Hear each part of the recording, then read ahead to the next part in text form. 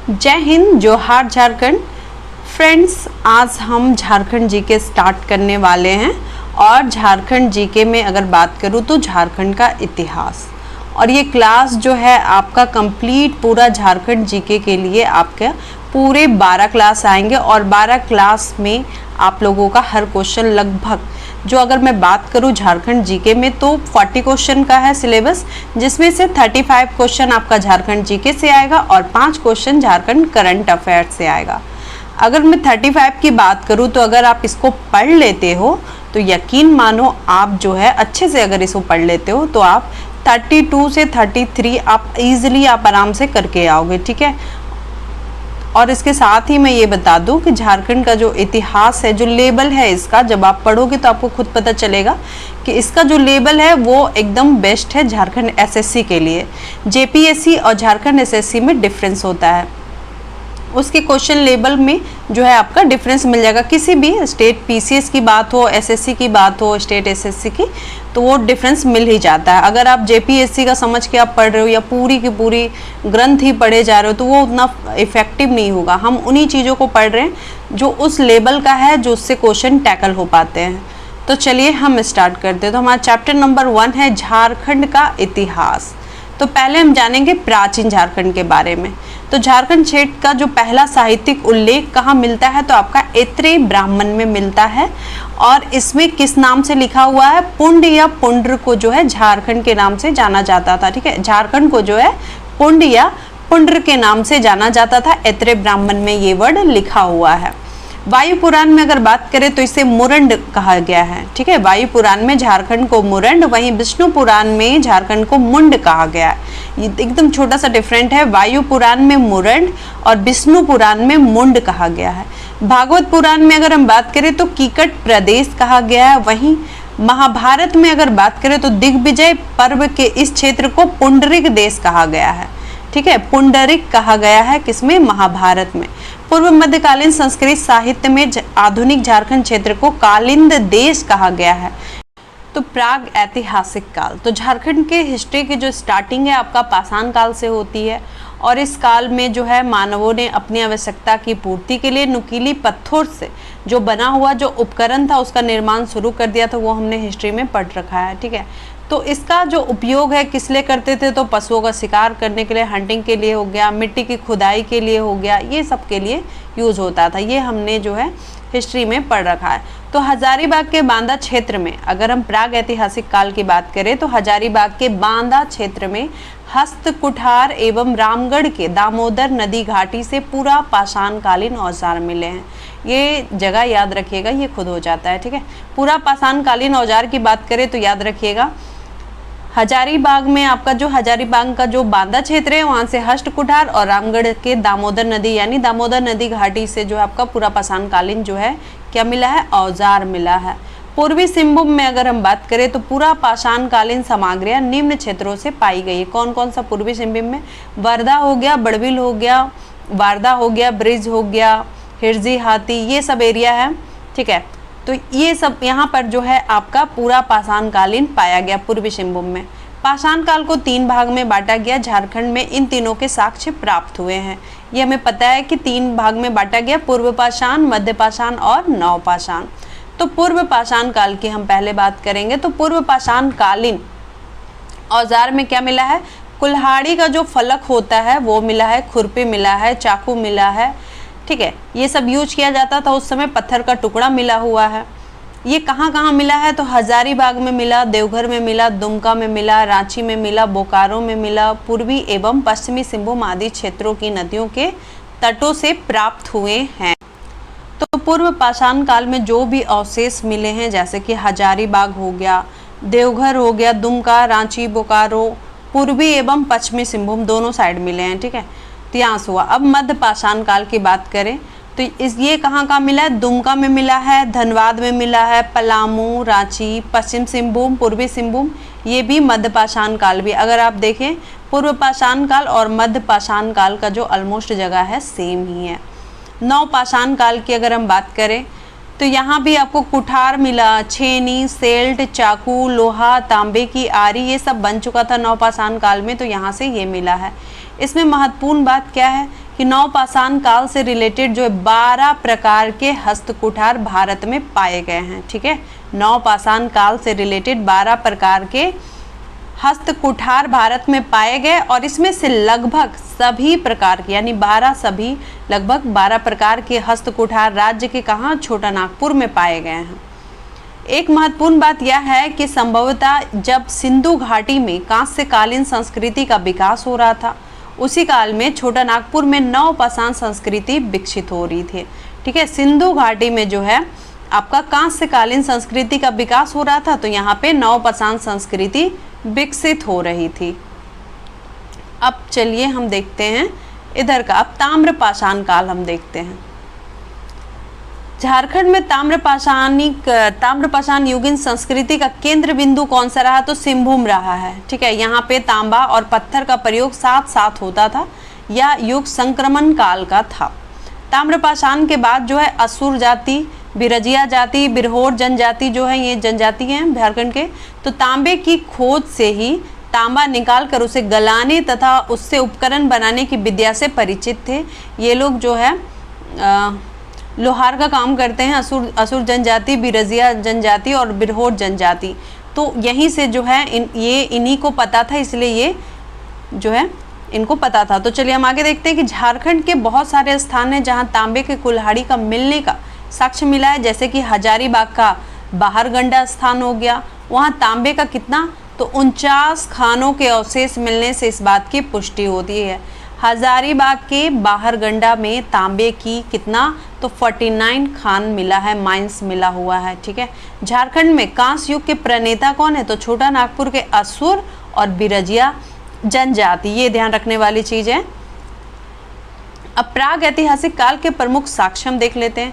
देवघर में बात करें तो पाषाण युगीन औजार जो है कर्ण कोलाजार नदी तल से प्राप्त हुआ है। ठीक है, हरा अब्रकीय स्फटिक हस्तकुठार कहाँ से मिला, ये सब इंपॉर्टेंट पॉइंट बन जाता है। कर्ण कोलाजार नदी तल से क्या मिला है, पाषाण युगीन औजार। वहीं अगर पूछ ले कि हरा अब्रकीय स्फटिक हस्तकुठार कहाँ से मिला है, तो बोकारो से मिला है।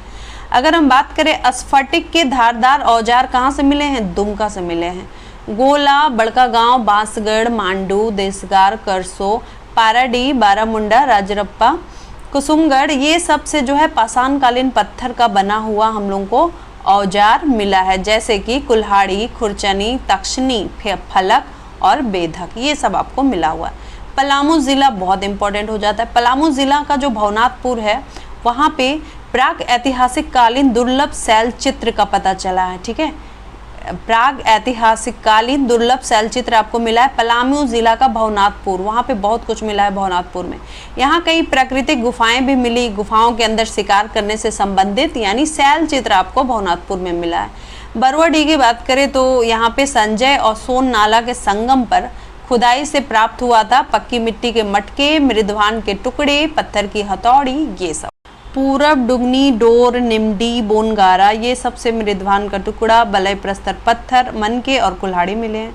वहीं पांडु नामक स्थान की बात करें तो वहाँ ईंट का दीवार मिला, मिट्टी का कलश। ठीक है, ईंट का दीवार और मिट्टी का कलश ये पांडु में मिला है। जहाँ पे मैं 2 बार रिपीट करूँ, आप लोग समझ लेना कि वो ज़्यादा इंपॉर्टेंट है। और इसके साथ ही आप देख सकते हो ये ज़्यादा जो है ये से लिखा हुआ है, तो इसको भी आप समझ लेना, ऐसे ही नहीं लिखा हुआ रहता है। लोहरदगा एवं चैनपुर आदि क्षेत्र में प्राचीन भवन, पोखर, अस्थि कलश ये सब मिला है।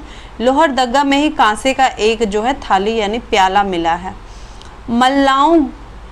मल्लाउंगरी, सरदकेल, कोनेलको ये सब में लघु पाषाणकालीन औजार मिले हैं। परसदिक से न केवल ऊपरी पूरा पाषाण एवं लघु पूरा पाषाणकालीन औजार मिले हैं, वरन मध्य पाषाणकालीन उपकरण भी मिले हैं।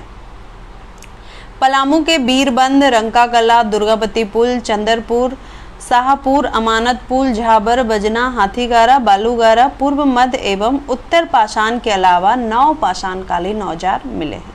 हजारीबाग जिले के पूर्वी भाग में स्वर्ण रेखा नदी से सटा हुआ प्रचारू पहाड़ है, प्रचारू पहाड़ जिस पर मुचकुंद ऋषि का प्राचीन गुफा है। कहाँ पे मुचकुंद ऋषि का? प्रचारू पहाड़, हजारीबाग जिला का। ठीक है, अब हम बात करेंगे आगे। तो हमारा नेक्स्ट चैप्टर है, नेक्स्ट टॉपिक है उत्तर वैदिक काल। ठीक है। अब उत्तर वैदिक काल में देखें तो लोहे का उपयोग जो है शुरू हो गया था। जो असुर जनजाति था उनका काम लोहा गलाकर उसे औजार करना था, जो लोहार जिन्हें कहते हैं। तो अन्य प्रदेश की भांति झारखंड में भी फारस, मेसोपोटामिया, मिस्र, सिंधु घाटी का साक्षी रहा है। इस काल के अंतर्गत दो काल आते हैं, ऋग्वैदिक और अथर्ववेद। ऋग्वैदिक काल की बात करें तो उसमें जो है क्या नाम मिला है झारखंड का, कीकट प्रदेश, ठीक है। मगध, अंग, पांड्रा, कलिंग आदि प्रदेशों में विभक्त हो गया, ये चीज वहाँ लिखा हुआ है, ठीक है। ऋग्वैदिक काल का कीकट प्रदेश अथर्व काल में, ठीक है, ऋग्वैदिक काल में कीकट प्रदेश कहा गया, वहीं अथर्ववेद में पांड्रा कहा गया है। अथर्व काल की बात करें तो इस काल के जो लोग थे उनको ब्रात्य कहा जाता था। झारखंड को ब्रात्य नहीं कहा गया है, झारखंड में रहने वाले लोग को ब्रात्य कहा जाता था। और अथर्ववेद में वर्णित जो ब्रतति है अटाति इति ब्रात्य के संदर्भ से लिया जा सकता है। धार्मिक आंदोलन काल में झारखंड। अब धार्मिक आंदोलन हम पहुंच गए, यहाँ पे हम देखते हैं जैन धर्म। तो 6ठी सदी में पता ही है कि धार्मिक आंदोलन जो है स्टार्ट हो गया था, तो झारखंड के क्षेत्र पर भी इसका अच्छा खासा प्रभाव पड़ा। जो जैन के 23वें तीर्थंकर पार्श्वनाथ जी हैं, जो 717 ईसा पूर्व गिरिडीह जिले के इसरी के निकट एक पहाड़ पर हुआ था, पारसनाथ पहाड़, ठीक है। वहाँ पर जैनियों का वहाँ पे निर्वाण हुआ था इनका, पार्श्वनाथ का। तो छोटा नागपुर का मानभूम वर्तमान धनबाद जैन सभ्यता और संस्कृति का केंद्र था। छोटा नागपुर का जो मानभूम हो गया यानी धनबाद, ये जैन सभ्यता और संस्कृति का केंद्र था। पलामू का हनुमांड गांव में जो है जैनियों का पूजा स्थल प्राप्त हुआ है पलामू में। सिंहभूम का आरंभिक निवासी जैन मतावलंबी थे, ऐसा कहा जाता है कि सिंहभूम के जो स्टार्टिंग लोग थे जैन मतावलंबी थे और इन्हें सरक कहा जाता था, जो श्रावक का बिगड़ा हुआ रूप था। जैसे जो जैन के फॉलोअर होते हैं उनको श्रावक कहते हैं, और सिंहभूम में चूंकि लैंग्वेज का थोड़ा ही हो जाता है तो वहाँ पे शरक कहा जाता है। हो जनजाति के लोगों ने इन्हें सिंहभूम से बाहर निकाल दिया, ऐसा कहा जाता है। किसने बाहर निकाला? हो जनजाति वालों ने। अब बौद्ध धर्म की बात करें तो यही 6ठी शताब्दी चल रही थी। झारखंड के अनेक स्थल पे भी बौद्ध धर्म से संबंधित अवशेष मिले हैं। मूर्तिया गांव पलामू में है, ठीक है। बौद्ध धर्म के लिए पलामू गांव बड़ा फेमस है, जैन के लिए धनबाद फेमस है। तो मूर्तिया गांव पलामू में एक सिंह शीर्ष मिला है, जो सांची स्तूप के द्वार पर बना हुआ शीर्ष जो है सिंह, उससे मिलता जुलता है। ये कहाँ मिला? पलामू में। तो धनबाद जिला जो है बौद्ध धर्म का एक प्रमुख केंद्र था, ठीक है। अभी का जो धनबाद जिला है वो बौद्ध धर्म का पहले प्रमुख केंद्र था। धनबाद के दियापुर, दालमी और बौद्धपुर से कई बौद्ध स्मारक मिले, जिनमें बौद्धपुर का बुद्धेश्वर मंदिर महत्वपूर्ण है। हजारीबाग के बरही के निकट बात करें तो वहाँ सूर्य कुंड से बुद्ध की मूर्ति मिली। फिर है बेलवादाग ग्राम जो खूंटी में है, तो इसमें एक बौद्ध विहार का अवशेष प्राप्त हुआ है। अब देखेंगे आगे। अब हम आ गए मौर्य साम्राज्य में। तो चंद्रगुप्त मौर्य के गुरु हम जानते हैं चाणक्य थे। चाणक्य ने अर्थशास्त्र लिखा है और उसमें जो है दक्षिण भाग के बारे में उन्होंने लिखा है। उसमें लिखा है कि लोहा, जस्ता, तांबा, सोना आदि वहाँ पाया जाता था मगध के दक्षिण भाग में, ठीक है। उसके बाद उन्होंने अपने अर्थशास्त्र में इस क्षेत्र को क्या कहा? कुकुट क्षेत्र कहा है, ठीक है। ये 3 वर्ड है जो बहुत ही मिसमैच करता है। ऋग्वेद में क्या कहा गया? कीकट, और वहीं अगर यहाँ पे क्या कहा गया? कुकुट कहा गया है, ठीक है। किसने कहा? चाणक्य ने कहा है। इंद्रवाहक नदी जो कुकुट क्षेत्र में प्रवाहित होती थी उसकी चर्चा की गई है, और इस नदी में हीरे पाए जाते हैं, ऐसा लिखा गया है इसमें अर्थशास्त्र में। चाणक्य ने लिखा। चंद्रगुप्त मौर्य के समय इस प्रदेश को आटवी अथवा आटव कहा जाता था, ठीक है। और चंद्रगुप्त मौर्य के समय इस एरिया को क्या कहा जाता था? आटवी तथा आटव। अशोक का प्रसिद्ध शिलालेख जो संख्या 13 में है, इस क्षेत्र को आटवी के नाम से उसमें भी कहा गया है, अशोक के शिलालेख में भी। अब आया हमारा शुंग वंश, ठीक है। पहले गया मौर्य, मौर्य के बाद अब शुंग आया। तो शुंग वंश का काल आपका 184 से 151 ईसा पूर्व तक है। इसमें पुष्यमित्र से देवभूति तक 10 राजाओं ने मगध पर शासन किया था, ठीक है।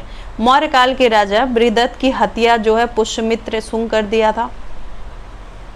बृहदत्त की हत्या पुष्यमित्र शुंग करके वहाँ का राजा बन जाता है, जबकि वो सेनापति रहता है और हत्या करके राजा बन जाता है। और पुष्यमित्र शुंग का बेटा था अग्निमित्र, जो कालिदास ने एक किया है नाटक मालविका अग्निमित्रम, तो इसमें जो है इसी पे किया गया है, अग्निमित्रा जो है उसका पुष्यमित्र शुंग के बेटे पे उन्होंने लिखा है। इसके बाद ज्येष्ठ मित्र, वसुमित्र, भद्रक, भागवत और देवभूति राजा हुए। हर्षचरित के हिसाब से देवभूति की हत्या करके उसका मंत्री जो है कन्नव वंश की स्थापना की और उसका नाम था वासुदेव।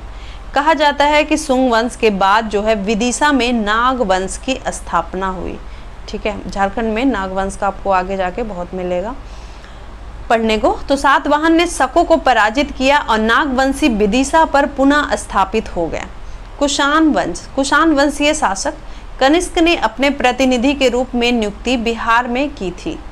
ठीक है, उसने पुलिंदों को बौद्ध धर्म में दीक्षित किया था। कनिष्क के समय के सिक्के रांची और सिंहभूम जिला में भी मिला है। रांची जिला में बात करें तो ईसा का प्रथम एवं द्वितीय शताब्दी के कुषाण सिक्के प्राप्त हुए हैं। तीसरी से छठी शताब्दी में पूरा पाषाण काल के सिक्के भी झारखंड के कुछ क्षेत्र से मिले, लेकिन उन सिक्कों पर कोई राजा या राजवंश का जिक्र नहीं है जो झारखंड के कुछ एरिया से मिले हैं कुषाण काल के। शिशुनाग वंश अब देखते हैं, तो इसमें लगभग 360 साल तक जो है शिशुनाग वंश ने मगध पर शासन किया था। 518 ईसा पूर्व तक इनका शासन रहा। जो शरद चंद्र राय हैं उनके अकॉर्डिंग बात करें तो मुंडाओं ने असुर एवं शिशुनाग वंश के कमजोर होने पर ही पुंड्र प्रदेश अथवा आधुनिक झारखंड में प्रवेश किया। यानी जो है पहले असुर जनजाति ये रहते थे, मुंडा जो है उसके बाद आए हैं। तो ये लोग कमजोर हो चुका था असुर और शिशुनाग वंश, तभी मुंडा लोग फिर यहाँ पे एंट्री लेता है। तो हर एक वंश के शासक बिंबिसार, अजातशत्रु एवं अन्य के समय झारखंड का इतिहास लगभग मौन है। यानी बिंबिसार, अजातशत्रु यानी हर एक वंश के समय झारखंड का जो इतिहास है मौन है, उसके बारे में कुछ भी जानकारी नहीं मिलती है। अगर हम बात करें बौद्ध स्रोत के हिसाब से तो अजातशत्रु जो है अपना जीवन का अंतिम समय में यहाँ बौद्ध धर्म का प्रचार का इच्छा रखता था और मगध साम्राज्य को प्रदेश से उस समय लोहा और लोहे का जो हथियार है उसका सप्लाई झारखंड प्रदेश से होती थी। नंद वंश, नंद वंश के समय भी झारखंड मगध साम्राज्य का अंग था और नंद वंश के समय इस क्षेत्र की उपयोगिता हाथियों, जंगली जानवरों एवं कीमती लकड़ियों के लिए थी। ठीक है, नंद वंश की अगर हम बात करें तो झारखंड मगध साम्राज्य का उस समय अंग था और नंद वंश के समय में यहाँ क्या मिलता था? हाथी, जंगली जानवर और कीमती लकड़ी ये सब मिलती थी, तभी तो मगध मतलब पूरा शक्तिशाली था हर तरीके से। ठीक है, नंदों की सेना में हाथी झारखंड के जंगलों से ही भेजे जाते थे। नंदों के शासन काल में झारखंड के जिन जिन क्षेत्रों में बौद्ध एवं जैन धर्म का प्रचार हुआ था वहाँ ब्राह्मण धर्मों का भी प्रचार किया गया कि ताकि जो बौद्ध धर्म, बौद्ध ने तो फिर बौद्ध और जैन धर्म जो हर जगह फैल जाता, तो वहाँ ब्राह्मण धर्म का जब प्रचार किया गया तब फिर धर्म में वहाँ पे फाइट शुरू हुआ और यहाँ जिसको जो अच्छा लगा उन लोगों ने वहाँ अपनाया। गुप्त काल 275 से 550 ईस्वी तक रहा। गुप्त काल को प्राचीन भारत का स्वर्णयुग माना जाता है और इसके अधीन जो है झारखंड भी सम्मिलित था।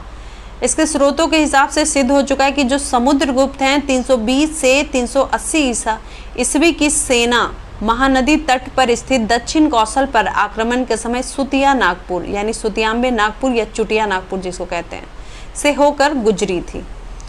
अब आपका आता है नाग वंश। तो नाग वंश का 5वें राजा कौन थे? प्रताप राय, और उनकी राजधानी थी सुतियांबे। ये ध्यान रखिएगा, नागवंश की राजधानी सुतियांबे प्रताप राय के समय। तो उनको जो सुतियांबे से क्या किया गया, नागवंश का जो 5वां राजा था प्रताप राय, तो उसको उसका राजधानी सुतियांबे से हटा करके चुटिया को बनाया जो स्वर्ण रेखा नदी के तट पर अवस्थित था। महुंदी पहाड़, सतगावा आदि के ध्वंसावशेष और शिलालेख गुप्तकालीन प्रभावों को दर्शाते हैं। समुद्रगुप्त के समकालीन शासकों में अगर बात करें कौन कौन रहा है तो मदन राय, प्रताप राय, कदर्प राय, ये सब है।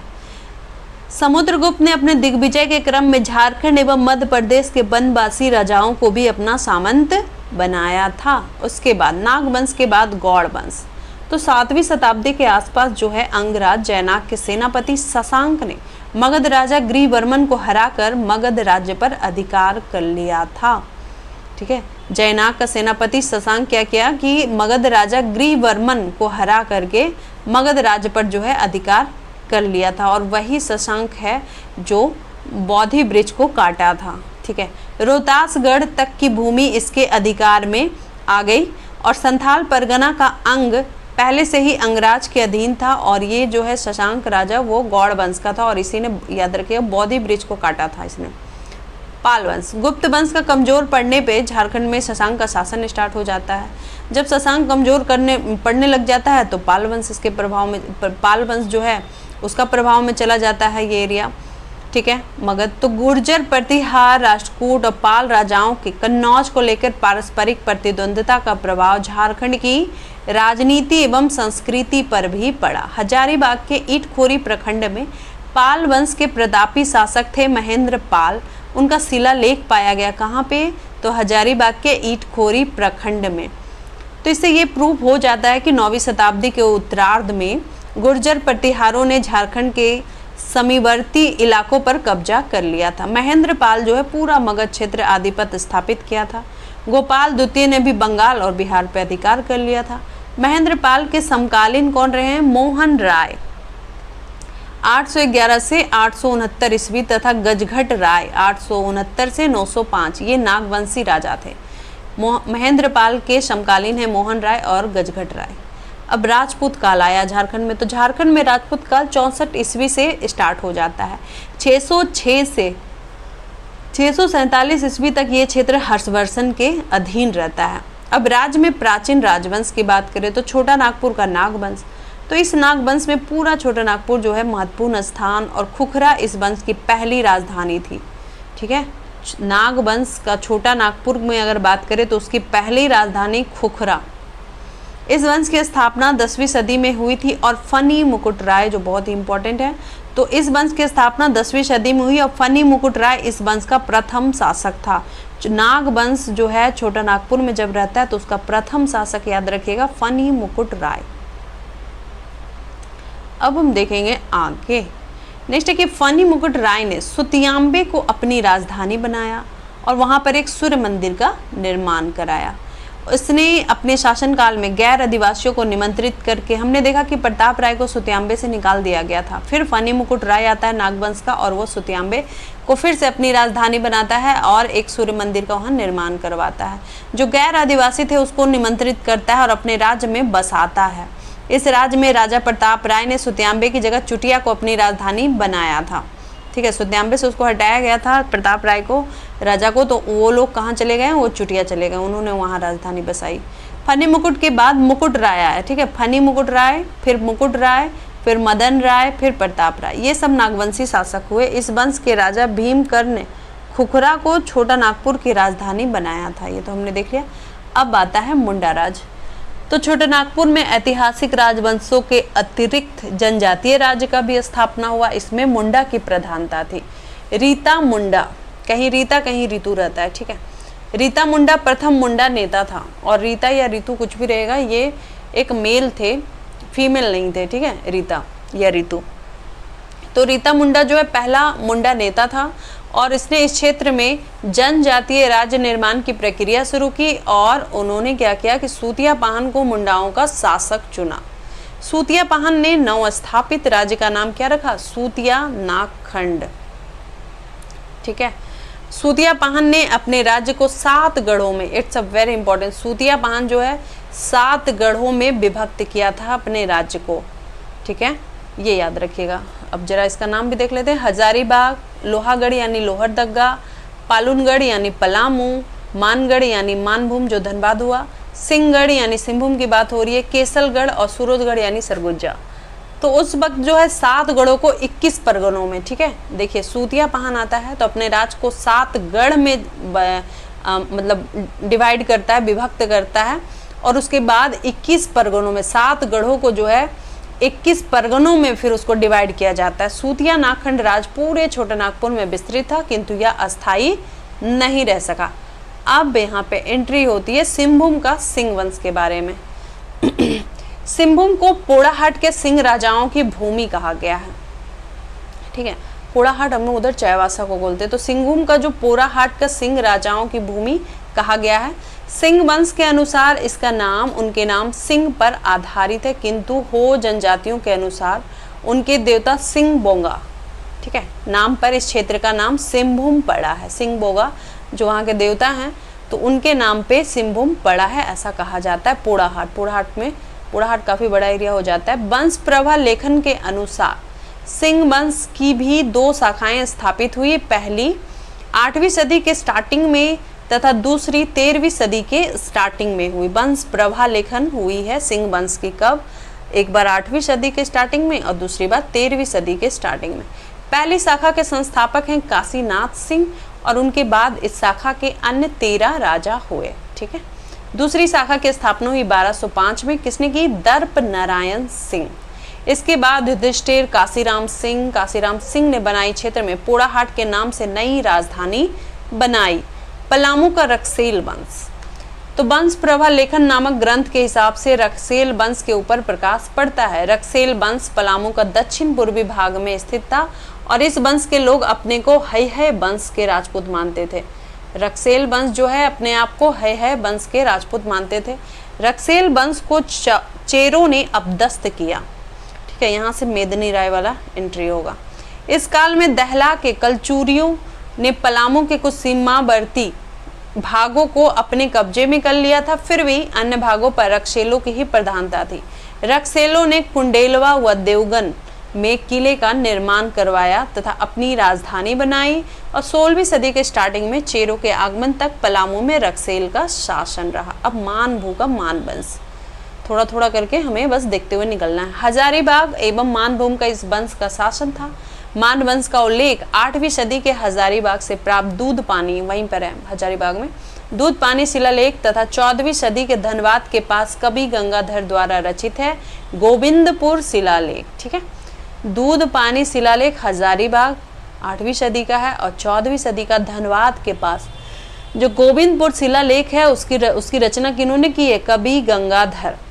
पूर्व मध्यकाल में उक्त राजाओं के अतिरिक्त रामगढ़, कुंडा, खड़गडी, केदिच है, ये सब जो कुछ राज्यों का वर्णन मिलता है, ये सभी राज्य आज के हजारीबाग जिले में अवस्थित थे। अब हम देखेंगे मध्यकालीन झारखंड। ठीक है, हमने देख लिया प्राचीन, अब हम मध्यकालीन पहुंच गए। मध्यकालीन झारखंड का इतिहास बताता है कि मुगल साम्राज्य तक छोटा नागपुर का पठारी क्षेत्र दिल्ली या बाहरी सल्तनत के सीधे कब्जे से मुक्त था और छोटा नागपुर संथाल परगना से लेकर उड़ीसा होते हुए मध्य प्रदेश तक फैले जनजातीय क्षेत्र के लिए झारखंड शब्द का प्रयोग संभवतः मध्यकाल से ही शुरू हुआ। ठीक है, झारखंड वर्ड का स्टार्टिंग कब हुआ है? मध्यकाल से ही स्टार्ट हुआ। अब सल्तनत काल में हम देखते हैं 1206 ईस्वी में दिल्ली सल्तनत की स्थापना हुई थी, हमें पता है। विस्तार के बाद भी झारखंड का जो क्षेत्र है सल्तनत काल से लगभग अछूता रहा। जब बख्तियार खिलजी 1206 में बंगाल के नादिया जिला से होते हुए झारखंड से होकर आक्रमण किया था। ठीक है, 1206 में नादिया पर यानी बंगाल का नादिया पर जो है झारखंड से होकर ही आक्रमण किया था। 13वीं सदी के एक ताम्रपत्र से क्या पता चलता है कि इस काल में झारखंड एक स्पष्ट और पृथक भूखंड के रूप में संगठित हुआ। मोहम्मद बिन तुगलक की बात करें तो नागवंशी राजा हरिकर्ण। ठीक है, मोहम्मद बिन तुगलक के काल में कौन नागवंशी राजा थे? हरिकर्ण थे। ये क्वेश्चन आता है। मोहम्मद बिन तुगलक के काल में नागवंशी राजा हरिकर्ण थे, वो अपना शासन चलाते रहा। फिर एमबीटी जो है मोहम्मद बिन तुगलक जो है वो झारखंड का ग्वालियर, डोईसा, पलामू ये सब सल्तनत के अधीन था। ठीक है, झारखंड का कौन सा पार्ट? ग्वालियर, डोईसा, पलामू ये सब। फिरोज तुगलक ने बंगाल के शासक इलियास शाह से हजारीबाग के सतगावा क्षेत्र के एक बड़े भाग पर कब्जा कर लिया। इलियास शाह से और सतगावा को राजधानी बनाया था फिरोज शाह तुगलक। किंतु इससे आगे छोटा नागपुर खास तक तुर्क नहीं बढ़ सके। लोधी सुल्तान अपेक्षाकृत कमजोर सिद्ध हुए और उन्होंने झारखंड में हस्तक्षेप नहीं किया। झारखंड को उड़ीसा के गजपति वंश के आक्रमण का सामना करना पड़ा था। ठीक है, झारखंड को जो है उड़ीसा का गजपति वंश आक्रमण कर दिया था झारखंड पर। कपिलेंद्र गजपति ने नागवंशीय राज्य के एक बड़े भाग पर कब्जा कर लिया।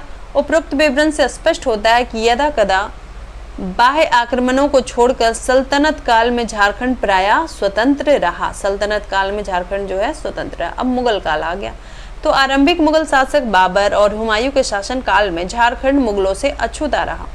इस दौरान झारखंड में सबसे बड़ा परिवर्तन क्या हुआ कि चेरो वंश ने रक्सेलों को पराजित कर पलामू में नए राजवंश की स्थापना कर ली। मुगल काल में झारखंड का खोखरा के नाम से जाना जाता था।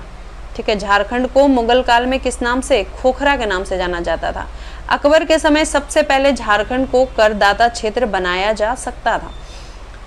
अकबर ने नाग वंश, चेरो वंश और सिंह वंश तीनों को अपने अधीन कर लिया था, तीनों को वो अधीन कर लिया था, नाग वंश, चेरो वंश और सिंह वंश। झारखंड में मुसलमानों के प्रवेश का मार्ग शेर खां ने प्रशस्त किया। उसने मुगलों के विरुद्ध संघर्ष में झारखंड क्षेत्र का कई बार उपयोग किया।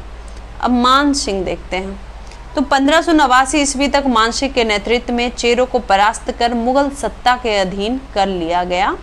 फिर 1592 में उड़ीसा अभियान के दौरान मानसिंह के सिंहभूम से गुजरते समय पोड़ाहाट के तत्कालीन सिंहवंशी राजा रंजीत सिंह ने मुगलों की अधीनता स्वीकार की और स्वयं मानसिंह के अंगरक्षक दल में शामिल हो गया। अब दुर्जन साल, जहांगीर का शासनकाल था। कोकरा के शासक दुर्जन साल ने मुगल दरबार को जो है टैक्स देना बंद कर दिया था। तो 1615 ईस्वी में इब्राहिम खां क्या किया, दुर्जन साल को, ठीक है, बंदी बनाकर शाही दरबार में पेश किया। कौन, इब्राहिम खां। और उसे कितना, 12 वर्ष की कैद की सजा देकर ग्वालियर के किले में भेज दिया गया।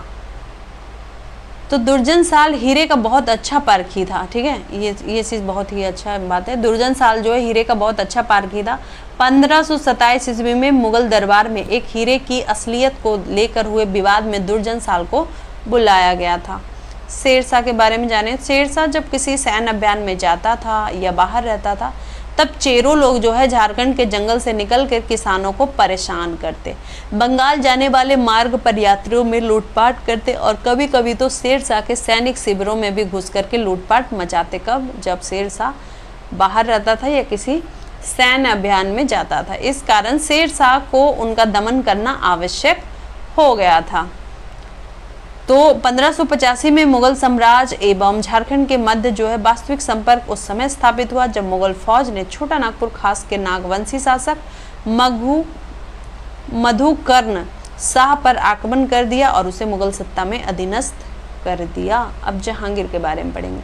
जहांगीर के समय में पलामू में 2 चेरो राजाओं ने शासन किया। चेरो वंशावली के अतिरिक्त जहांगीर कालीन किसी फारसी स्रोत में नहीं मिलता है। जहांगीर के समय में मानभू के विष्णुपुर पर मुगलों का अधिकार हो गया था।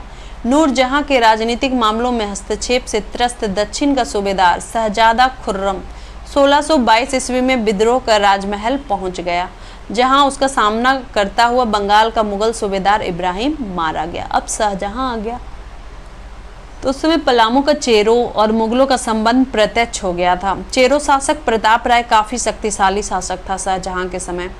पलामू का जो पुराना किला है तो उसका निर्माण प्रताप राय ही ने ही करवाया था। पलामू का पुराना किला का निर्माण प्रताप राय ने ही करवाया। शाहजहां ने प्रताप राय को 1000 मनसबदार बनाया था तथा सोनपुरा की रियासत भी इसी स्थान पर है, ठीक है। 1000 मनसबदार किसे बनाया, शाहजहां ने, प्रताप राय को। इतिकाद खां तो 1643 में बिहार का मुगल सेनापति इतिकाद खां ने पलामू पर संधि का प्रस्ताव भेजा। प्रताप राय पिछले साल का सालाना टैक्स जो है नहीं दिया था, तो प्रताप राय ने 1 लाख रुपए और 1 हाथी देना तथा पटना चलना स्वीकार कर लिया था। इतिकाद खां के बाद औरंगजेब के शासनकाल में नागवंशी राजा रघुनाथ शाह था और उसका धर्मगुरु था हरिनाथ, ठीक है। किसका, नागवंशी राजा रघुनाथ शाह का धर्मगुरु था हरिनाथ। रघुनाथ शाह के शासनकाल में उसके क्षेत्र पर केवल 2 आक्रमण हुए। पहला मुगल आक्रमण जिसमें फ्रांसीसी यात्री ट्रेवेनियर ने किया है और दूसरा आक्रमण पलामू को चेरो राजा मेदिनी राय द्वारा, जिसमें राजधानी डोईशागढ़ को लूटा गया। चेरो राजाओं की सूची देख लेते हैं।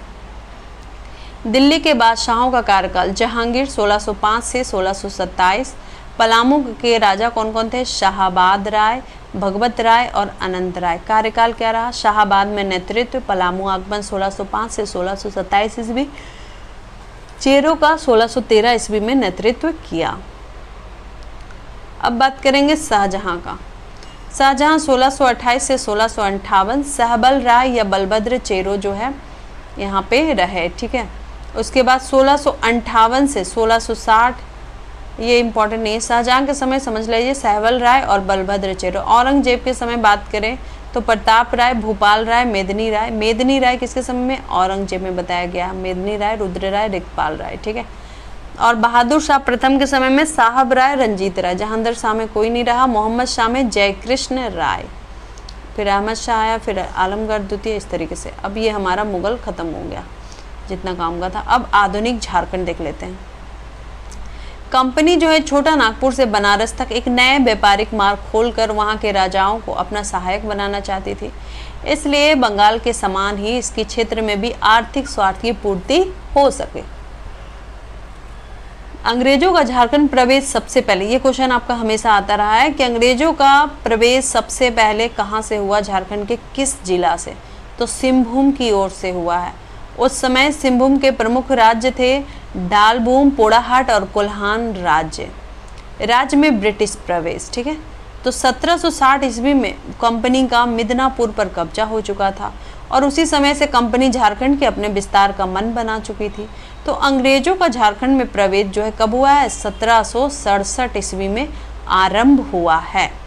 1767 में 12 अगस्त 1765 को मुगल शासक शाह आलम द्वितीय ने ईस्ट इंडिया कंपनी को क्या किया था? बंगाल, बिहार, उड़ीसा की जिम्मेदारी सौंप दी थी 12 अगस्त 1765 को। तो मार्च 1766 में ईस्ट इंडिया कंपनी सरकार ये तय करती है कि यदि सिंहभूम के राज्य कंपनी को अधीन कर लिया जाए और उससे ये कर दिया जाए कि उसको जो है ईयरली जो है एनुअली टैक्स यानी वार्षिक कर देना पड़ेगा, वो स्वीकार कर ले तो नहीं तो फिर अगर स्वीकार नहीं करता है तो उस पर सैनिक कार्यवाही की जाएगी। अगर वो सैनिक कार्यवाही अगर उस पर बोला गया था कि सैनिक कार्य, उसको डराना है इस तरीके से, ठीक है, तो वो काम कर गया। तो सिंहभूम के राजाओं ने कंपनी की बातों से इनकार किया पहले तो, फिर 1767 में क्या हुआ? फर्ग्यूसन के नेतृत्व में सिंहभूम पर आक्रमण किया गया, ठीक है। सिंहभूम के राजा जो थे, पहले तो कोई भी इंसानों मना ही करता, उसके बाद अंग्रेज इतना तबाह कर देता था कि लोग उसकी बात मानने के अलावा उनके पास कोई रास्ता नहीं रहता था। तो उस समय छोटा नागपुर का पहाड़ी क्षेत्र विद्रोही जमींदारों का सुरक्षित आश्रय स्थल था। जमींदारों पर जब भी कर के लिए दबाव डाला जाता था तो वे भागकर छोटा नागपुर चले जाते थे। जब भी उन पर सैनिक कार्यवाही की जाती थी तो वो भागकर छोटा नागपुर के पहाड़ों में छिप जाते थे। तो इस स्थिति से निपटने के लिए पलामू का किला अंग्रेजों को क्या कंट्रोल में होना आवश्यक था। पहाड़ी मार्गों के प्रहरी का काम वहीं से हो जाता।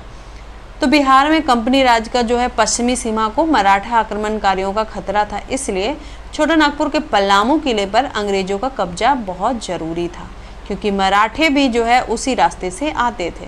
तो छोटा नागपुर में कंपनी का प्रवेश का मुख्य कारण छोटा नागपुर तथा दक्षिण पश्चिम बंगाल की सीमा का मराठा आक्रमणों से सुरक्षा प्रदान करने की आवश्यकता थी, ठीक है। तो वो उस समय बाद में जो है उसको कब्जा कर लेता है। चलिए उतना डिटेल में जाना नहीं है। तो राज्य के प्रमुख विद्रोह अब हम देखेंगे। ढाल विद्रोह, याद रखिएगा, झारखंड का प्रथम विद्रोह था ढाल विद्रोह। दीवानी प्राप्त होने के बाद सिंहभूम क्षेत्र में अंग्रेजों ने अपना अधिकार स्थापित करने की कोशिश की। पहला विद्रोह यही था। तो फर्ग्यूसन ने अपनी सेना लाकर ढाल भूम राजा पर आक्रमण कर दिया था। तो अपने को हारता देख ढालभूम राजा ने महल में क्या की? आग लगा दी। अप्रैल में ढालभूम राजा को पकड़कर उसके भतीजे जगन्नाथ ढाल को ढालभूम का राजा बनाया। जगन्नाथ ढाल के नेतृत्व में राज्य की समस्त जनता ने विद्रोह किया और 1768 में जगन्नाथ ढाल सत्ता पर पुनः कब्जा कर लिया, ठीक है। तो ये हो गया ढालभूम, पहला विद्रोह यही है ढालभूम। चुआर विद्रोह अब आता है, 1798 में हुआ था, ठीक है। चुआर विद्रोह आपका 1798 में हुआ। इसमें भी टैक्स वाला ही प्रॉब्लम था। टैक्स नहीं देने के कारण पंचायत राज्य को क्या किया? नीलाम कर दिया गया। उसके बाद चुआरों ने इस चीज़ का गुस्सा से वो विद्रोह उन्होंने किया, जिसको किसने किया? गंगा नारायण ने विद्रोह में बढ़ चढ़कर हिस्सा लिया और विद्रोह का बड़ा कारण बड़ा भूम का उत्तराधिकारी था। चेरो विद्रोह हुआ, ठीक है, हमने देख लिया। ढाल हमने देखा, उसके बाद हमने देखा चुआर देख लिया 1798। अब चेरो हम देखेंगे। तो पलामू की राजगद्दी पर जयकृष्ण राय का आसीन होना समान उत्तराधिकारी नहीं था। राजगद्दी के झगड़े के कारण अंग्रेजों का प्रवेश सरल हो गया। हमेशा वही होता है, हम लोग एक दूसरे में लड़ते रहे, ठीक है। इंडियन जो है उस समय एक दूसरे राजा जो है लड़ते रहे सत्ता के लिए, और यहाँ पे दूसरा लोग जो है एंट्री मार दिया। तो तत्कालीन राजा चित्रजीत राय पर अंग्रेजों ने आक्रमण किया। कैप्टन कैमक को लंबी लड़ाई लड़नी पड़ी। चेरो विद्रोह में कैप्टन कैमक को लंबी लड़ाई लड़नी पड़ी। उत्तराधिकारी की इस लड़ाई में जीत अंग्रेजों की हुई। गोपाल राय को राजा बनाया गया। ठीक है। भोगता विद्रोह आया फिर। चेरो एवं भोगता विद्रोह एक दूसरे के पूरक घटक की तरह है। राजा चित्रजीत राय के साथ दीवान के रूप में जयनाथ सिंह भोगता कार्य करता था। फिर आता है घटवाल विद्रोह। रामगढ़ राजा मुकुंद सिंह के राज्य पर जब तेज सिंह ने अपना अधिकार जताया तो अंग्रेजों ने तेज सिंह का साथ दिया एवं कैमक की सेना ने मुकुंद सिंह के खिलाफ कार्रवाई की। अब तिलका आंदोलन। ठीक है। यह विद्रोह अंग्रेजों के विरुद्ध अपनी जमीन पर परंपरागत अधिकार के लिए पहाड़िया को अधिक देकर फूट डालने वाली नीति के विरोध में तथा अगस्टस क्लीवलैंड के दमन के विरोध में था। तिलका मांझी उर्फ जबरा पहाड़िया ने इसे जन आंदोलन का रूप दिया। पहाड़िया जनजाति भी हैं तो उन्हीं का है तिलका मांझी। तो तिलका मांझी को ही जबरा पहाड़िया। क्वेश्चन आता है आपका, जबरा पहाड़िया के नाम से कौन सा नेता जाना जाता है? तिलका मांझी। आयरकुट एवं जाडरा ने मिलकर अनेक आदिवासी नेताओं को गिरफ्तार किया। ठीक है। आयरकुट और जाडरा। 1785 में तिलका मांझी को भागलपुर में फांसी दे दी गई। कब? 85 में, 1785। अब आया पहाड़िया विद्रोह। सौरिया पहाड़िया जनजाति राजमहल, गोड्डा और पाकुड़ क्षेत्र में निवास करती थी। मुगल इन्हें लुटेरा कहा करते थे, सौरिया पहाड़िया लोग को। विद्रोह दबाने के लिए जो क्लीवलैंड के प्रयास सराहनीय थे। 1781-82 में महेशपुर की रानी सर्वेश्वरी ने कंपनी शासन के विरुद्ध आंदोलन शुरू कर दिया था। फिर आपका आता है तमाड़ विद्रोह। तो तमाड़, पंचेत, बीरभूम, रामगढ़ के लुटेरों का आश्रय स्थल बन गया था। इस आतंक को 1783 ईस्वी में मेजर कोफर्ड ने दबाया था। 5 साल बाद 1789 ईस्वी में विष्णु मानकी एवं मौजी मानकी ने पुनः विद्रोह किया, जिसे शांत कराने में पहले होगन असफल रहा, परंतु इसके बाद लेफ्टिनेंट बेन ने इसे दबाया। यह विद्रोह लगभग 1794 ईस्वी तक चलता रहा और अंततः अंग्रेजों द्वारा इस विद्रोह को भी कुचल दिया गया। अब ये इम्पोर्टेंट वाला आया, मुंडा विद्रोह। अलग अलग क्षेत्रों में बहुत सारा मुंडा विद्रोह हुआ। 1793 का हम बात करेंगे तो उसमें बुंडू एवं राहे का मुंडा विद्रोह मेजर फॉलर ने दबाया। 1796 की बात करें तो सिल्ली एवं राहे का मुंडा विद्रोह, तो इसको कौन दबाया? तो दुलाई मुंडा के भाई रामशाही मुंडा और ठाकुर दास मुंडा इसको मतलब कर रहे थे, तो इसको भी। फिर 1807 में वो तमाड़ में मुंडा विद्रोह हुआ है, कैप्टन रफसीज ने दबाया। 1832 में बुंडू मुंडा का विद्रोह हुआ। गया मुंडा जो कि बिरसा का सहयोगी था, आंदोलन में प्रमुख भूमिका निभाई थी। अब 1857 की क्रांति आती है। राष्ट्रीय भावना के जागरण से पूर्व ब्रिटिश विरोधी श्रृंखला में 1857 का विद्रोह सबसे इम्पोर्टेंट और चैलेंजेस से मतलब सिद्ध हुआ। ठीक है, चुनौतीपूर्ण सिद्ध हुआ। छोटा नागपुर क्षेत्र में इस विद्रोह का स्टार्ट कब हुआ है? 12 जून 1857 को। कहाँ से? देवघर जिले के गांव रोहिणी से। ठीक है, 12 जून 1857 को देवघर जिले के रोहिणी से, गांव रोहिणी से। हजारीबाग की रामगढ़ बटालियन ने 30 जुलाई 1857 को 1-2 बजे दिन में विद्रोह किया था। ठीक है, रामगढ़ बटालियन ने 30 जुलाई को किया। विद्रोहियों ने सबसे पहले असिस्टेंट मेजर सिम्पसन तथा अन्य अधिकारियों को के बंगलों में आग लगा दी। अगस्त 1857 में लेफ्टिनेंट ग्राहम के अधीन सैनिकों ने विद्रोह कर दिया। इसका नेतृत्व किया था सूबेदार माधव सिंह और सूबेदार नादिर अली खां। ठीक है, अगस्त 1857 में पूरे रांची डोरंडा पर माधव सिंह, जयमंगल पांडे और नादिर अली खां का कब्जा हो गया। अक्टूबर 1857 में जयमंगल पांडे और नादिर अली खां पकड़े गए और 4 अक्टूबर को इनको फांसी दे दी गई। 4 अक्टूबर को फांसी दे दी गई किनको? जयमंगल पांडे और नादिर अली खां को। और इस प्रकार डोरंडा का विद्रोह भी कुचल दिया। अब पलामू। हजारीबाग तथा रांची में विद्रोह की पलामू में सहज एवं स्वाभाविक प्रतिक्रिया हुई। चेरो, खरवारो और उनकी ही शाखा के भोक्ताओं ने विद्रोह में सक्रिय हिस्सा लिया। पलामू में इस विद्रोह के नेता थे नीलांबर और पीताम्बर भोक्ता। चकला के भवानी बख्शराय 26 सितंबर 1857 को इस विद्रोह में शामिल हो गए। रांची तथा हजारीबाग में सैनिक विद्रोह का नेतृत्व भगवान सिंह तथा रामनाथ सिंह ने किया। इस विद्रोह में पोड़ाहाट के राजा अर्जुन सिंह ने भी सहयोग दिया था। ठीक है, पोड़ाहाट यानी चक्रधरपुर, और कुछ पार्ट चाईबासा का भी आता है, ऐसे मेनली चक्रधरपुर बोला जाता है। 8 फरवरी से 23 फरवरी 1859 के बीच केवल 2 हफ्तों में भोक्ताओं की शक्ति छिन्न भिन्न हो गई। इस विद्रोह का अंत 1859 ईस्वी तक छाया रहा। यहाँ पर कोरबा विद्रोह 1881 से 82 में, कोरबा विद्रोह कब हुआ? 81-82 में, 1881-82 में वो मानभूम हजारीबाग तथा रांची से क्रांति की खबर जब पुरुलिया पहुंची तो वहाँ का जो प्रिंसिपल असिस्टेंट कमिश्नर भी चिंतित हो उठे। तो प्रिंसिपल सदर अमीन ने कमिश्नर डाल्टन से तत्काल कुछ सैनिकों को पुरुलिया भेजने का आग्रह किया। उसके बाद फिर क्या होता है? फिर 5 अगस्त 1857 को पुरुलिया स्थित 64 सैनिकों तथा 12 घुड़सवारों ने विद्रोह कर दिया। ठीक है, नवंबर 1857 ईस्वी में नीलमणि सिंह के विरुद्ध कार्यवाही शुरू हुई। अब सिंहभूम की बात करें तो कंपनी सरकार द्वारा अपनी अंतिम पराजय के 2 दशक बाद भी सिंहभूम और विशेषकर कोल्हान के लड़ाका वीरों ने विदेशी शासन को अंतःकरण से स्वीकार नहीं किया था।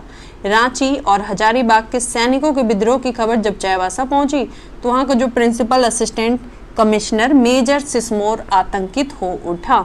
3 सितंबर 1857 को भगवान सिंह तथा रामनाथ सिंह के लीडरशिप में क्या हुआ? विद्रोह का झंडा फहरा कर इन लोगों ने सरकारी खजाना से 20,000 रुपए लूटे और जेल से 250 कैदियों को छुड़ाने के बाद ये रांची के रवाना हुए। ठीक है, सरकारी खजाना से 20,000 और जेल से 250 कैदी को छुड़ाए थे 3 सितंबर 1857 भगवान सिंह और रामनाथ सिंह के नेतृत्व में। ठीक है, अब संथाल परगना में बात करें तो यहाँ जब ये शुरुआत हुआ था विद्रोह तो 1855 में हुई थी। यहाँ पर विद्रोह की शुरुआत 1855 में हुई थी। संथाल विद्रोह के नेता थे सिद्धू और कान्हू। संथाल परगना में देवघर क्षेत्र के रोहिणी ग्राम में सबसे पहले क्रांति हुई। तो 12 जून 1857 को वहाँ 5वीं IC के 3 घुड़सवारों ने मेजर मैकडोनाल्ड, एडजुटेंट लेस्ली तथा डॉक्टर ग्रांट पर हमला कर लेस्ली की हत्या कर दी और शेष 2 को घायल कर दिया। 1857 की क्रांति में उनके द्वारा गैर संथालों पर भी हमलों की आशंका बढ़ी थी। राष्ट्रीय आंदोलन में झारखंड का योगदान, अब हम देखते हैं कि राष्ट्रीय आंदोलन में झारखंड का क्या क्या योगदान रहा। राष्ट्रीय चेतना का प्रसार, 26 दिसंबर 1885 को जब राष्ट्रीय कांग्रेस की स्थापना हुई उसके साथ ही राष्ट्रीय आंदोलन को एक नई दिशा मिल गई। ठीक है, तो कांग्रेस के अगर स्टार्टिंग वर्षों में बात करें तो झारखंड के लोग में भी काफ़ी एक्साइटमेंट दिखा, काफ़ी उत्साह दिखा। 20वीं सदी के प्रारंभिक 1.5 दशक में छोटानागपुर में कांग्रेस की अपेक्षा क्रांतिकारी अधिक एक्टिव रहे। इस समय कहाँ जमशेदपुर क्रांतिकारियों का प्रमुख केंद्र रहा। सिंहभूम में पता ही है कि क्रांतिकारी जमशेदपुर स्थित टाटा कंपनी के कर्मचारी थे। इनमें दुर्गादास बनर्जी और सत्यरंजन प्रमुख थे। टाटा कंपनी के कौन से कर्मचारी? तो दुर्गादास बनर्जी और सत्यरंजन प्रमुख थे। कलकत्ता निवासी गिरीन्द्रनाथ मुखर्जी सिंहभूम में रहने वाले अपने भाई अमरनाथ मुखर्जी से मिलकर यहाँ के नौजवानों को क्रांति का पाठ पढ़ाते थे। गिरीन्द्रचंद मुखर्जी ने वर्ष 1902 में अमेरिका व जापान की यात्रा की तथा अपने विदेश प्रवास के दौरान भी वहाँ क्या करें, क्रांतिकारी साहित्य भेजते रहे। यहाँ पर गांधी युग का स्टार्टिंग, तो स्वतंत्रता आंदोलन के इस चरण की शुरुआत गांधी के आंदोलन में पदार्पण से होती है। इस काल में बात करें तो 1919 से 47 असहयोग आंदोलन, सविनय अवज्ञा आंदोलन, भारत छोड़ो आंदोलन, ये गांधी जी के डायरेक्शन में चलाया गया था। यहाँ भी श्याम जी कृष्ण सहाय के निमंत्रण पर गांधी जी आए थे। याद रखिएगा, गांधी जी श्याम जी कृष्ण सहाय के निमंत्रण पर आए थे। 4 जून 1917 को रांची आए थे। ठीक है, किसी कहने पे? श्याम जी कृष्ण सहाय के कहने पे। कब? 4 जून 1917 को।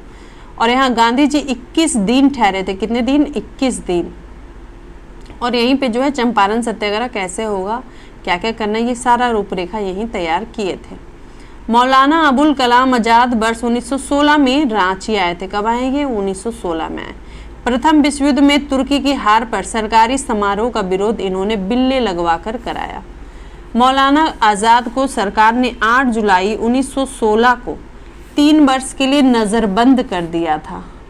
ठीक, 1916 को ये आए और इसको जो है इनको क्या किया गया, मौलाना आज़ाद को जो है 3 साल के लिए नज़रबंद कर दिया था अंग्रेज़ों ने। इस अवधि में उन्होंने छुआछूत के खिलाफ क्या किया, आंदोलन चलाया। अब हम देखेंगे 1920 में कलकत्ता में भारतीय राष्ट्रीय कांग्रेस का विशेष अधिवेशन हुआ और इसमें छोटानागपुर क्षेत्र के अनेक लोगों ने भाग लिया। असहयोग आंदोलन, असहयोग आंदोलन के दौरान 1920-21 में गांधी जी यहाँ आए और रांची की भीमराज वंशीधर मोदी धर्मशाला में ठहरे। भीमराज वंशीधर मोदी धर्मशाला, इसके सामने लंकाशायर मैनचेस्टर मिलों के विदेशी कपड़ों की होली जलाई गई थी। ठीक है, लंकाशायर मैनचेस्टर मिलों के विदेशी कपड़ों की। रांची में ही गांधी जी का ताना भक्तों से जो है संपर्क हुआ और इस दल के जो अनुयायी गांधी जी के शिष्य बनते गए। गांधी जी के हिसाब से अगर बात करें, उनके सारे शिष्यों में ताना भगत सबसे ज़्यादा सर्वश्रेष्ठ थे, सबसे अच्छे थे। छोटा नागपुर में रांची के अलावा लोहरदगा, डोरंडा, घाघरा, इटकी, सेन्हा, कोकर और मांझी हो गया, गुमला हो गया, ये सब आंदोलन को सफल बनाने के लिए अनेक सभाएं हुई यहाँ पर और इनमें गुलाब तिवारी, मौलवी उस्मान, स्वामी शिवानंद आदि नेताओं ने भाषण दिए। गुलाब तिवारी, मौलवी उस्मान, स्वामी शिवानंद, टहल ब्रह्मचारी, गुलाब तिवारी तथा मौलवी उस्मान आदि के प्रयासों से आदिवासी भी इस आंदोलन में काफ़ी संख्या में जुड़े। अप्रैल 1923 में जब नागपुर में झंडा सत्याग्रह हुआ तो भारी संख्या में ताना भगत भी शामिल हुए। अप्रैल 1923 आंदोलन के दौरान हजारीबाग, चतरा, धनबाद तथा डाल्टनगंज में राष्ट्रीय स्कूलों की स्थापना हुई। बजरंग सहाय, कृष्ण बल्लभ सहाय, सरस्वती देवी, त्रिवेणी प्रसाद, शालिग्राम सिंह, ये सब हजारीबाग के नेता को जेल में यात्रा करना पड़ी आंदोलन के समय में। बजरंग सहाय, कृष्ण बल्लभ सहाय, सरस्वती देवी, त्रिवेणी प्रसाद, शालिग्राम सिंह। अब सविनय अवज्ञा, ये तो हमने असहयोग आंदोलन देखा। अब सविनय अवज्ञा आंदोलन के समय झारखंड में क्या क्या हुआ। 26 जनवरी 1930 को छोटा नागपुर में स्वाधीनता दिवस मनाया गया। ठीक है, वहाँ भी मनाया गया 26 जनवरी 1930 को। रांची में कृष्ण बल्लभ सहाय ने भारी लाठीचार्ज के बीच कचहरी पर झंडा फहरा दिया था। कृष्ण बल्लभ सहाय ने 13 अप्रैल 1930 को 200 लोगों ने छोटा नागपुर में 50 स्थानों पर नमक बनाया। 13 अप्रैल 1930 को 200 लोगों ने छोटा नागपुर में 50 स्थान पर नमक बनाया। कृष्ण बल्लभ सहाय ने हजारीबाग स्थित खजांची तालाब के निकट नमक बनाकर नमक कानून तोड़ा। जमशेदपुर में नमक सत्याग्रह का नेतृत्व किसने किया था? नन्नी गोपाल मुखर्जी। नमक सत्याग्रह का नेतृत्व किया नन्नी गोपाल मुखर्जी।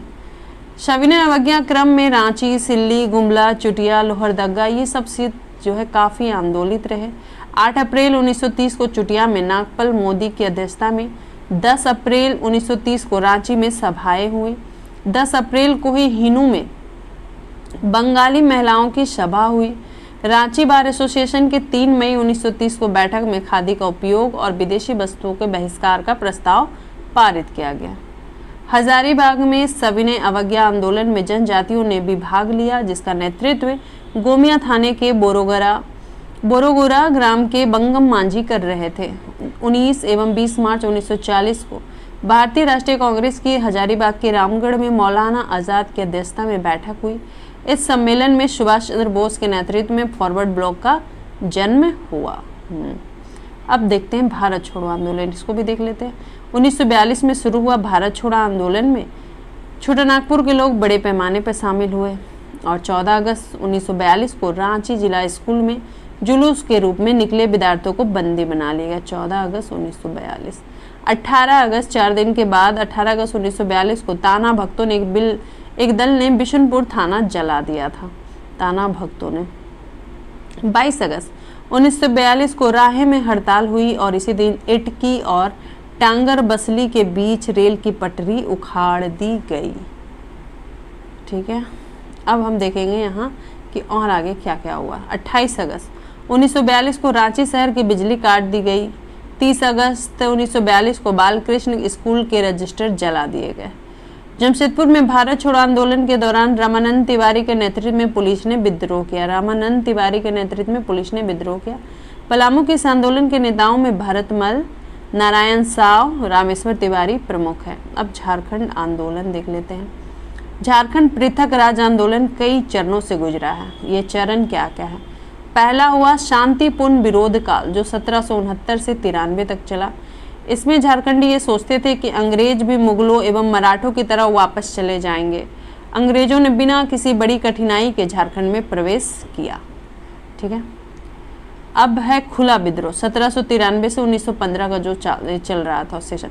तो 1793 में हमने देखा बंगाल में स्थायी बंदोबस्त व्यवस्था लागू की गई। इसमें तिलका मांझी के नेतृत्व में पहला संथाल विद्रोह हुआ। 1798 में मानभू का भूमिज विद्रोह हुआ। 1798 में भूमिज विद्रोह हुआ है। 1810 में पलामू का चेरो विद्रोह हुआ। 1810 में चेरो विद्रोह। 1819-20 में रूदू एवं कोंता के नेतृत्व में मुंडा विद्रोह हुआ। 1834 में चांद भैरव एवं वीर बुधु भगत के नेतृत्व में सिपाही विद्रोह। 1875 से 95 में सरदार आंदोलन। 1895 एवं 1914 में चतरा भगत के नेतृत्व में ताना भगत आंदोलन हुए। समाज सुधार काल 1915 से 38 तक। तो 1845 ईस्वी में ईसाई धर्म प्रचारकों का आगमन कब शुरू हुआ है? 1845 से। धर्म प्रचार के साथ साथ स्कूल, अस्पताल भी बने। समाज में शिक्षा प्रसार, उनकी आर्थिक स्थिति सुधारने के कार्यक्रम चलाए गए। राजनीतिक समीकरण 1938 से 50 तक रहा। इसमें उन्नति और समाज के प्रयास में आदिवासियों के बीच राजनीतिक जागरण का प्रादुर्भाव हुआ और 1938 में जयपाल सिंह के नेतृत्व में आदिवासी महासभा का गठन हुआ। क्षेत्रीय राजनीतिक आंदोलन का प्रादुर्भाव 1950 से 57। वर्ष 1946 के आम चुनावों के परिणामों को देखते हुए आगामी चुनावों में जनाधार के विस्तारण हेतु आदिवासी महासभा का पुनर्गठन झारखंड पार्टी के रूप में वर्ष 1950 में हुआ। ठीक है। कब? 1950 में हुआ आदिवासी महासभा का पुनर्गठन। इसके आयोग के समक्ष 1955 में प्रदर्शन किया, परंतु आयोग ने नवीन राज्य के गठन पर बल नहीं दिया। अधोगति एवं विलय का काल रहा आपका 1957 से लेकर 67 तक।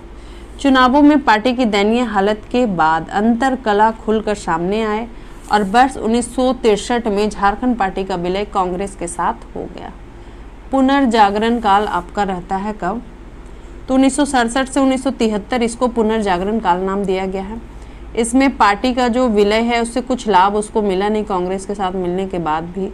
फिर विलय के मुद्दे पर अनेक दल का गठन हुआ। इसी बीच 1973 में A.K. राय, विनोद बिहारी और शिबू सोरेन ने मिलकर जो है झारखंड मुक्ति मोर्चा, ठीक है, JMM का गठन हुआ। कब? 1973 में। कौन कौन किया? A.K. राय, विनोद बिहारी और शिबू सोरेन जी, जिसने बिरसा सेवा दल के उग्रवाद को नया विस्तार दिया और उस समय खाद्यान्न और मिल मजदूरों को अपने साथ जोड़ा और गैर आदिवासी को भी अपने साथ मिलाया। 1973 में झारखंड मुक्ति मोर्चा का गठन हुआ है। विस्तार काल बात करें तो 1973 से 80 तक रहा। आंदोलन के परिणाम के बाद जो वोटर को आकर्षित करने के लिए झारखंड सेल का गठन किया गया। इस तरह मृत प्राय आंदोलन फिर से जीवित हो गया। चरम काल की बात करें 1980 से 90 रहा। 4 अप्रैल 1984 को विनोद बिहारी महतो के स्थान पर निर्मल महतो का झारखंड मुक्ति मोर्चा में अध्यक्ष बनाया गया। 22 जून 1986 को आसू पार्टी का कब गठन हुआ है? 1986 में, ठीक है, 13 साल बाद, यानी 1973 में आपका JMM होता है, फिर आसू 1986 में आता है। और 8 अगस्त 1987 को निर्मल महतो की हत्या हो गई। 8 अगस्त 1987 को निर्मल महतो की हत्या हो गई।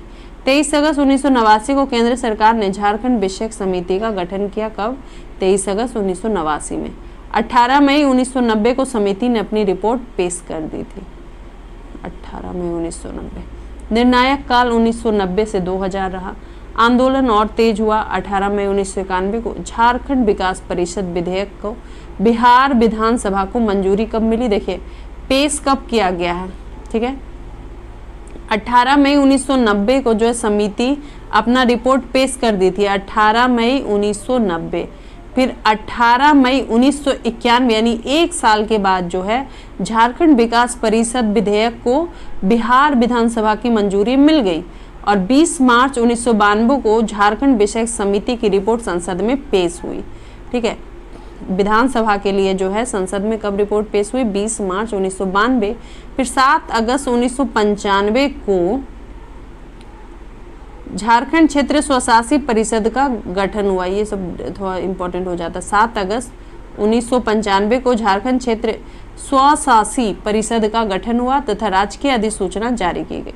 9 अगस्त को अंतरिम झारखंड क्षेत्र स्वशासी परिषद तथा अंतरिम कार्यकारी परिषद अस्तित्व में आई और 4 जुलाई 1997 को जैक को पूर्ण अधिकार देने की घोषणा बिहार सरकार ने कर दी। ओके, 22 जुलाई 1997 को बिहार विधानमंडल में झारखंड अलग राज्य का प्रस्ताव कब पारित किया गया? 22 जुलाई 1997 को प्रस्ताव पारित किया गया और 2 अगस्त 2000 को केंद्र सरकार जो है अपना विधेयक पास कर दिया। 22 जुलाई 1997 को बिहार विधानमंडल में झारखंड अलग होने का जो प्रस्ताव पारित किया गया और उसके बाद 3 साल के बाद अगर बात करें तो 2 अगस्त 2000 को सरकार जो है पुनर्गठन विधेयक को पास कर दिया। 11 अगस्त को राज्यसभा और 25 अगस्त को राष्ट्रपति की मंजूरी मिल गई। कब मिली? 2 अगस्त को तो है बिहार राज्य पुनर्गठन विधेयक बिल पास किया, तो फिर आपका जो है कितने दिन के बाद? 9 दिन के बाद 11 अगस्त को जो है राज्यसभा और फिर आपका जो है 25 अगस्त को राष्ट्रपति की मंजूरी भी मिल गई। 1 नवंबर को पता ही है कि झारखंड राज्य के गठन की घोषणा कर दी गई थी। फिर 14-15 नवंबर को आधी रात में झारखंड के रूप में भारत के 28वें राज्य का अभ्युदय हुआ। तो इस तरीके से हमारा जो झारखंड का इतिहास है वो कंप्लीट हुआ। अब हम जरा प्रश्न लगा लेंगे। अभी तक हमने जितना पढ़ा है उसके क्वेश्चन हम लगाएंगे कि हमें अभी कितना पता है। तो हमारा फर्स्ट क्वेश्चन है कि महाभारत के दिग्विजय पर्व में झारखंड को किस नाम से संबोधित किया गया है? तो इसका आंसर हो जाएगा पुंडरिक देश। नेक्स्ट है कि झारखंड क्षेत्र का पहला साहित्यिक उल्लेख कहाँ मिलता है? तो वो हो जाएगा आपका ऐत्रेय ब्राह्मण में। नेक्स्ट है कि झारखंड को मुरंड देश किसमें कहा गया? मुरंड और मुंड 2 अलग अलग था, याद होगा आपको। तो 3 का आपका जो है वायु पुराण में कहा गया मुरंड और मुंड किसमें कहा गया है? तो आपका जो है मत्स्य पुराण में कहा गया है। नेक्स्ट है कि 23वें जैन तीर्थंकर पार्श्वनाथ का निर्माण किस जिले में हुआ था? तो वो हो जाएगा कहाँ पे? गिरिडीह। 4 का आंसर हो जाएगा डी। कहाँ के आरंभिक निवासी जैन मतावलंबी थे? तो वो हो जाएगा आपका धनबाद के थे। किस जनजाति ने जैनियों को सिंहभूम से निकाला? तो हो ने निकाला था। कौन सी जनजाति तांबा गलाकर उसमें उपकरण बनाने की कला से परिचित थे? तो हो जाएंगे असुर, बिरहोर, बिरजिया, ये तीनों जनजाति।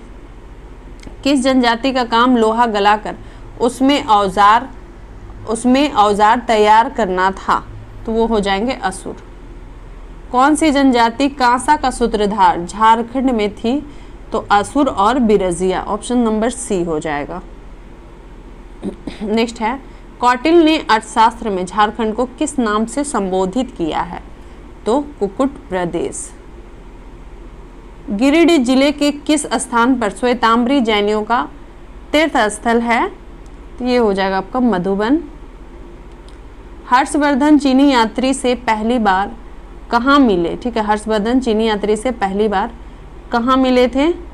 तो काजांगल में। ठीक है, काजांगल में मिले थे। झारखंड के सबसे पहले किसने राज्य निर्माण कार्य आरंभ किया? तो मुंडाओं ने जो है झारखंड में सबसे पहले राज्य निर्माण कार्य आरंभ किया। नेक्स्ट है सुतिया पाहन ने नव स्थापित राज्य का नाम क्या रखा था? तो ये हो जाएगा आपका सुतिया नागखंड। छोटा नागपुर खास के नागवंश का संस्थापक कौन थे? तो वो हो जाएंगे फनी मुकुट राय।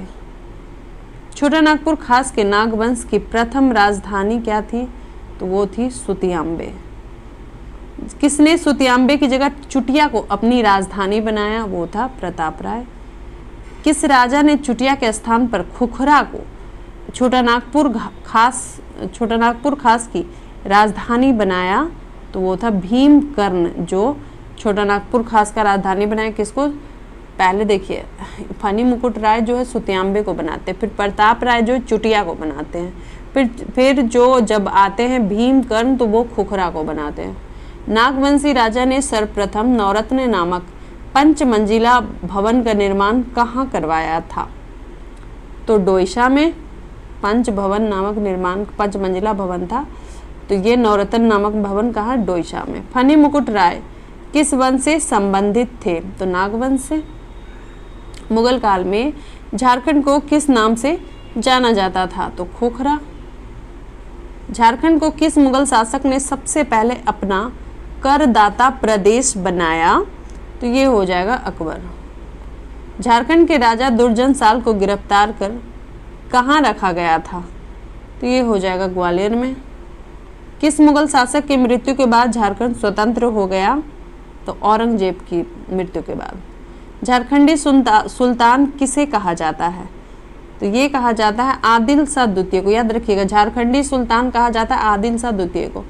कोकरा पर आक्रमण पर दुर्जनशाल को कब बंदी बनाया गया? कोकरा पर आक्रमण कर दुर्जनशाल को कब बंदी बनाया गया? तो 1615 ईस्वी में जो है बंदी बनाया गया। नेक्स्ट है मोहम्मद बिन तुगलक के समय तक कौन सा राज्य सल्तनत के अधीन नहीं था? तो ये हो जाएगा आपका छोटा नागपुर जो है मोहम्मद बिन तुगलक के समय अधीन नहीं था। अकबर ने झारखंड के किस क्षेत्रीय वंश को अपने अधीन किया था? तो नाग, चेरो, सिंह तीनों को कर लिया था। कौन सा राजा मुगलों के अधीनता स्वीकार कर मानसिंह के अंगरक्षक दल में शामिल हो गया? तो वो हो जाएगा आपका रंजीत सिंह। निम्न में से कौन सा राजा हीरो का पारखी तथा हीरे की पहचान से खुश होकर उसका साम्राज्य लौटा दिया गया? ठीक है, तो ये हो जाएगा आपका 30 का सी, दुर्जनशाल। किस राजा को न्यासी राजा कहा गया है? तो न्यासी राजा जो है मेदिनी राय को कहा गया है।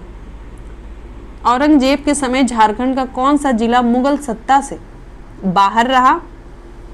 तो वो आपका हो जाएगा धनबाद। पलामू के फौजदार मनकली खां का 22 अगस्त 1666 को तबादला कर दिया गया। इसके बाद पलामू किसके अधीन रहा? तो ये हो जाएगा आपका बिहार के सूबेदार के अधीन। पलामू का कौन सा राजा जहांगीर के समकालीन नहीं था? तो ये है सहबल राय जो है जहांगीर के समकालीन नहीं था, जबकि भगवत राय, शाहाबाद, अनंत राय ये सब था। छोटा नागपुर उन्नति समाज की स्थापना कब हुई?